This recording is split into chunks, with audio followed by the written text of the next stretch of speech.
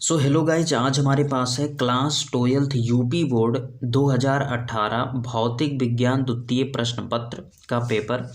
और इसमें कौन कौन से क्वेश्चन आए थे, कैसा पूरा पैटर्न था, इन सब सारी चीज़ों के बारे में आज हम इस वीडियो में बात करेंगे। साथ ही मैं आपको एक चीज़ बता दूं कि ये जो 2018 का पेपर है ये आपके 2022 के लिए काफ़ी ज़्यादा इम्पॉर्टेंट है, क्योंकि आपका ये जो पेपर होता है प्रति तीसरे वर्ष इससे क्वेश्चन रिपीट किए जाते हैं। तो 18 के बाद में ये 20 में रिपीट हुआ, 20 के बाद में ये 22 में रिपीट होगा। तो अब की बार आपके लिए काफ़ी ज़्यादा इम्पॉर्टेंट है। अब यहाँ पर अगर हम इसकी बात करें तो 3 घंटे 15 मिनट का आपका समय होता है। अगर कोविड के वजह से समय में कोई परिवर्तन ना हो तो ये आपका समय होगा। पूर्णांक आपका 35 अंक का होगा। साथ में इसमें नोट दिया गया है कि इस प्रश्न पत्र में कुल 7 प्रश्न हैं। उसके बाद में दूसरा नोट है सभी प्रश्न अनिवार्य हैं। आगे आ जाएं तो अगला नोट दिया गया है कि प्रत्येक प्रश्न के जितने खंड हल करने हैं उनकी संख्या प्रश्न के प्रारंभ में लिखी गई है। ठीक है, तो यहाँ पर आप देख सकते हैं सभी खंडों के उत्तर दीजिए, इस प्रकार से लिखा गया है। उसके बाद में अगला नोट है कि प्रश्नों के प्रत्येक खंड के अंक उनके सम्मुख लिखे गए हैं। ठीक, उसके बाद में अगला जो आपका नोट है वो है आंकिक प्रश्नों के प्रश्न पत्र के अंत में दिए गए भौतिक स्थिरांकों का आवश्यकता अनुसार प्रयोग कीजिए। तो ये आपका नोट होता है जिसको आपको पढ़ना है। साथ में अब आ जाते हैं हम अपने क्वेश्चंस पर। आपका पहला क्वेश्चन है सभी खंडों के उत्तर दीजिए। अब इसमें आपका जितने भी खंड हैं उनके उत्तर देने हैं। तो आपका पहला नंबर क्वेश्चन है कि व्योम तरंगों द्वारा क्षितिज से पार संचार के लिए निम्न में से कौन सी आवृत्ति उपयुक्त होगी। अब यहाँ पर 4 विकल्प दिए गए हैं, जो आपका सही होगा उस पर आप टिक लगाइएगा। तो इस क्वेश्चंस को, जितने भी क्वेश्चन आपको हम बता रहे हैं, सारे क्वेश्चन को आपको तैयार कर लेने हैं। ख नंबर क्वेश्चन है कि प्रकाशिक तंतु में निम्न में से प्रकाश के किस गुण का प्रयोग किया जाता है। तो यहाँ पर भी विकल्प दिए गए हैं, जो आपका सही होगा उस पर आपको टिक लगाना है। उसके बाद में इस तरफ आ जाएं तो यहाँ पर दिया गया है ग नंबर क्वेश्चन कि निम्न में से कौन सा कथन सत्य है। अब यहाँ पर 4 विकल्प हैं, जो आपका सत्य होगा उस पर आपको सत्य लगाना है। उसके बाद में घ नंबर क्वेश्चन कहता है कि 60 nm तरंगदैर्ध्य का एक वर्णीय प्रकाश निर्वात से 1.5 अपवर्तनांक वाले माध्यम में प्रवेश करता है। माध्यम में इसका तरंगदैर्ध्य होगा। अब यहाँ पर विकल्प दिए गए हैं, जो आपका आंसर होगा वो आप इस पर टिक लगाएंगे और आपका आंसर कंप्लीट हो जाएगा। उसके बाद में अंग नंबर क्वेश्चन कहता है कि नाभिकीय बलों के लिए विनिमय कण है। अब यहाँ पर आपका विकल्प दिया गया है 4, जो आपका सही होगा उस पर आप टिक लगाइएगा। तो ये आपके हो गए पहला नंबर क्वेश्चन, जिसमें 5 क्वेश्चन था। उसके बाद में अब यहाँ पर अगर आप देखेंगे तो यहाँ पर इंग्लिश में दिया गया है, तो आप हिंदी यूपी बोर्ड से हैं तो हिंदी में आप करेंगे, तो यहाँ पर ये इंग्लिश में भी दे दिया गया है। उसके बाद में अगले हम सेकंड नंबर क्वेश्चन पर आ जाएँ तो यहाँ पर दिखा गया है कि किन्हीं 3 खंडों के उत्तर दीजिए। अब यहाँ पर 4 खंड होंगे, उसमें से 3 को करना होगा। देखिए यहाँ पर का नंबर क्वेश्चन कहता है कि किसी नाभिक द्वारा गामा किरणों के उत्सर्जन से उसके प्रोटॉन तथा न्यूट्रॉन की संख्या में क्या परिवर्तन होगा। ये आपका क्वेश्चन है, इसको आपको तैयार कर लेना है। उसके बाद में सेकंड नंबर क्वेश्चन कहता है कि 6 सेंटीमीटर ऊंचाई की एक वस्तु एक एफ फोकस दूरी के अवतल दर्पण की मुख्य अक्ष पर अक्ष के लंबवत 4f दूरी पर रखी है। दर्पण द्वारा बनाए गए प्रतिबिंब की ऊंचाई क्या होगी। तो ये आपका हो गया ख नंबर क्वेश्चन, जो कि बहुत ज़्यादा सरल है। उसके बाद में आप आ जाएंगे ग नंबर क्वेश्चन पर। ये कहता है बिस्मथ धातु का कार्यफलन 2.5 इलेक्ट्रॉन वोल्ट है। यदि प्रत्येक 1.5 इलेक्ट्रॉन वोल्ट ऊर्जा वाले 2 फोटॉन बिस्मथ पर एक साथ आपतित हों तो क्या वे फोटो इलेक्ट्रॉन उत्सर्जित कर सकेंगे, समझाइए। तो ये आपका हो गया ग नंबर क्वेश्चन। उसके बाद में अगला क्वेश्चन है, जो कि काफ़ी ज़्यादा इंपॉर्टेंट है, हर वर्ष पूछा जाने वाला क्वेश्चन कि मात्रक क्यूरी की परिभाषा दीजिए। यह किस भौतिक राशि का मात्रक है। तो 4 क्वेश्चन इसमें थे, एक नंबर का क्वेश्चन है, काफ़ी ज़्यादा इंपॉर्टेंट क्वेश्चन है। सारे क्वेश्चन को अभी से ही यहाँ पर तैयार कर लेने हैं। ये आपके हो गए। उसके बाद में अब यहाँ पर इंग्लिश में दे दिया गया है, ये कुछ इस तरीके से।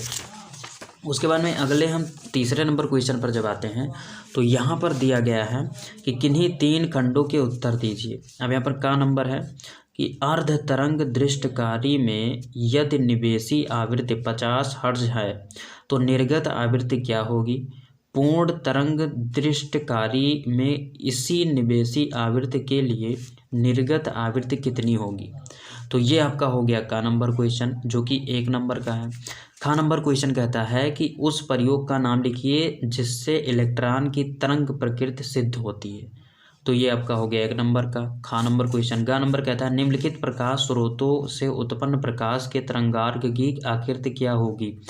पहला है बिंदु स्रोत, दूसरा है पतले सरल रेखीय स्रोत।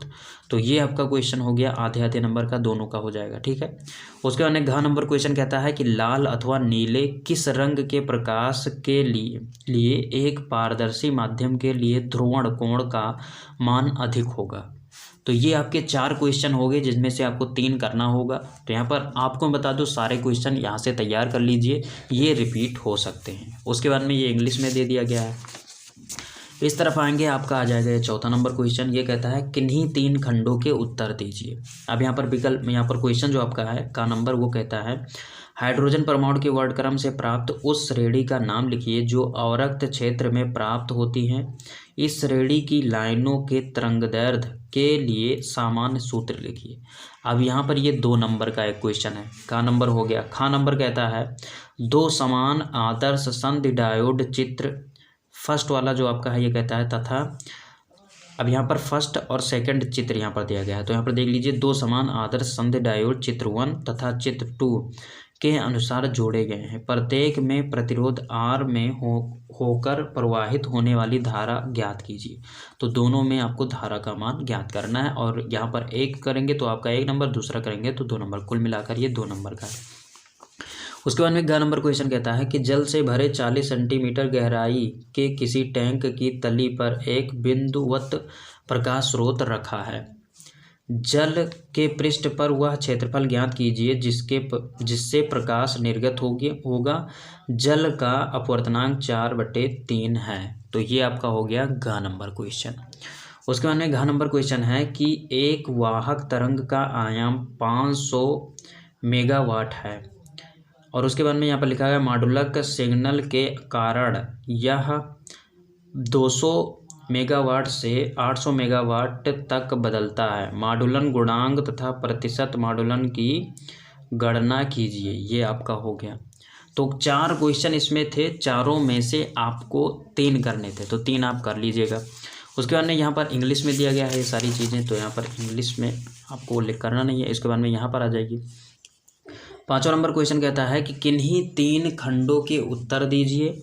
अब यहाँ पर का नंबर क्वेश्चन है कि यंग के द्वि-स्लिट प्रयोग में फ्रिंज चौड़ाई के लिए व्यंजक प्राप्त कीजिए। स्लिटों के बीच की दूरी d, स्लिटों व स्क्रीन के बीच की दूरी D तथा प्रयुक्त प्रकाश का तरंगदैर्घ्य लैम्डा है। तो ये आपका एक क्वेश्चन हो जाता है, जो कि आपका 2 नंबर का है। उसके बाद में, और ये काफ़ी ज़्यादा इंपॉर्टेंट क्वेश्चन है, ये भी आप ध्यान में रखिएगा। ख नंबर क्वेश्चन कहता है कि प्रकाश वैद्युत प्रभाव के लिए आइंस्टीन के समीकरण की स्थापना क्वांटम सिद्धांत के आधार पर कीजिए। कार्यफलन तथा देहली आवृत्ति की व्याख्या कीजिए। ये भी काफ़ी ज़्यादा इंपॉर्टेंट क्वेश्चन है, हर समय पूछे जाने वाला। देहली आवृत्ति और कार्यफलन ये बार बार पूछा जाता है। उसके बाद में आपका ग नंबर क्वेश्चन है, ये कहता है कि हाइड्रोजन परमाणु की उत्तेजित अवस्था में इलेक्ट्रॉन की ऊर्जा -3.4 इलेक्ट्रॉन वोल्ट है। इलेक्ट्रॉन का कोणीय संवेग क्या होगा। हाइड्रोजन परमाणु की 9वीं कक्षा में इलेक्ट्रॉन की ऊर्जा -13.6/n² eV होती है। तो ये आपका हो गया एक क्वेश्चन, ये भी 2 नंबर का है। उसके बाद में घ नंबर क्वेश्चन कहता है कि एक टीवी एंटीना की ऊंचाई h मीटर है। दर्शाइए कि इसके द्वारा पृथ्वी की सतह पर दूरी dt √2HR तक सिग्नल प्रसारित किया जा सकता है। यहाँ r पृथ्वी की त्रिज्या है। विशेषकर ध्यान दीजिए, ये काफ़ी ज़्यादा इंपॉर्टेंट क्वेश्चन है, क्योंकि ये अक्सर पूछा जाने वाला क्वेश्चन है, तो इसको आपको तैयार करना है। बाकी ये इंग्लिश में दिया गया है। और साथ में अब आ जाएंगे हम अगले क्वेश्चन, यानी 6वें नंबर क्वेश्चन पर। ये क्वेश्चन कहता है किन्हीं 3 खंडों के उत्तर दीजिए। तो यहाँ पर 3 खंड आपको करने हैं, 4 खंड दिए होंगे। पहला यहाँ पर है नैंड गेटों का प्रयोग कर एंड गेट और गेट किस प्रकार बना सकते हैं। ये चित्र बनाकर समझाइए, ये आपका क्वेश्चन है। इस पर हमने वीडियो बना रखा है, जाकर आप देख सकते हैं। और ये 2 नंबर का है, काफ़ी ज़्यादा सरल है, बहुत ज़्यादा कोई कठिन नहीं है। उसके बाद में यहाँ पर ख नंबर क्वेश्चन कह रहा है सोलर सेल की संरचना तथा कार्य विधि समझाइए। ये भी काफ़ी ज़्यादा इम्पोर्टेंट है और काफ़ी ज़्यादा सरल है, बस आपको यहाँ पर एक बार पढ़ने की ज़रूरत है। उसके बाद में अगला नंबर क्वेश्चन कहता है कि निम्न नाभिकीय अभिक्रियाओं को पूरा कीजिए। तो यहाँ पर 2 अभिक्रियाएं दी गई हैं जिनको पूरा करेंगे आप।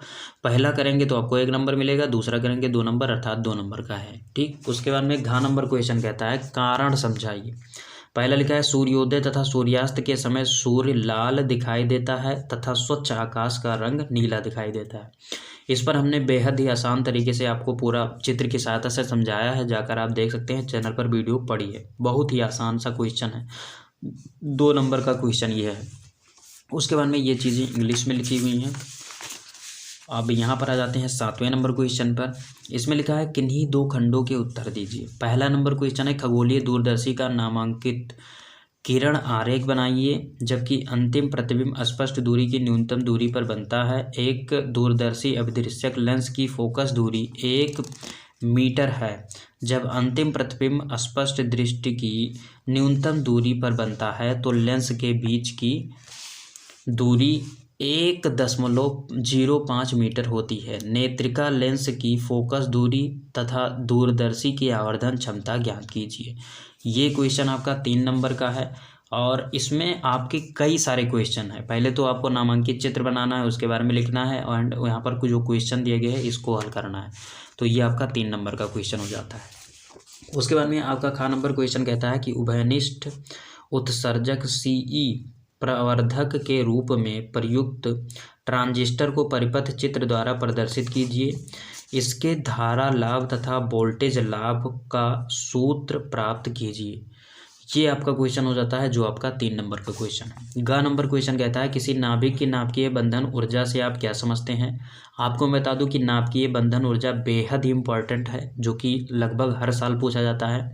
साथ में इसमें जोड़ा गया है कि नाभिक 6C12 के लिए प्रति न्यूक्लियोन बंधक ऊर्जा की गणना कीजिए। 6C12 का द्रव्यमान 12.00380 माइक्रो और उसके बाद में यहाँ पर है प्रोटॉन का द्रव्यमान 1.007570 माइक्रोन और इसके बाद में यहाँ पर लिया गया है न्यूट्रॉन का द्रव्यमान। तो इस प्रकार से आपको यहाँ पर इसका द्रव्यमान, प्रोटॉन का और न्यूट्रॉन का द्रव्यमान दिया गया है और आपको यहाँ पर गणना करना है। तो ये आपका क्वेश्चन हो गया। उसके बाद में यहाँ पर आपको करना कितना था, केवल 2। 3 क्वेश्चन यहाँ पर आपको दिए गए थे, तीनों में से आपको 2 जो आपको आता होगा वो आप कीजिएगा। उसके बाद में ये आपका इंग्लिश में लिखा गया है और अंतिम यहाँ पर जो क्वेश्चन है आपका आ जाता है वो कुछ यहाँ पर आ जाता है। अब यहाँ पर कोई क्वेश्चन नहीं है, यहाँ पर क्या है कि ये आपका जो स्थिरांक का मान है, जैसे कि यहाँ पर आप यूज जो करेंगे, यहाँ पर कई सारे जगह पर यूज करने के लिए ये जो मान दिए गए हैं, यहाँ पर ये भौतिक स्थिरांक का मान दे दिया गया है। तो ये आपका हो गया द्वितीय प्रश्न पत्र भौतिक विज्ञान का। आई होप कि चीज़ें आपको समझ में आ गई होंगी। अगर वीडियो अच्छी लगी तो वीडियो को लाइक कर दीजिए, चैनल पर नए हैं तो चैनल को सब्सक्राइब कर प्रेस कर लीजिए बेल आइकन को, जिससे कि आपको नए वीडियो का अपडेट मिलता रहे। तो दोस्तों बस यहीं पर दीजिए इजाज़त। जय हिंद, वंदे मातरम।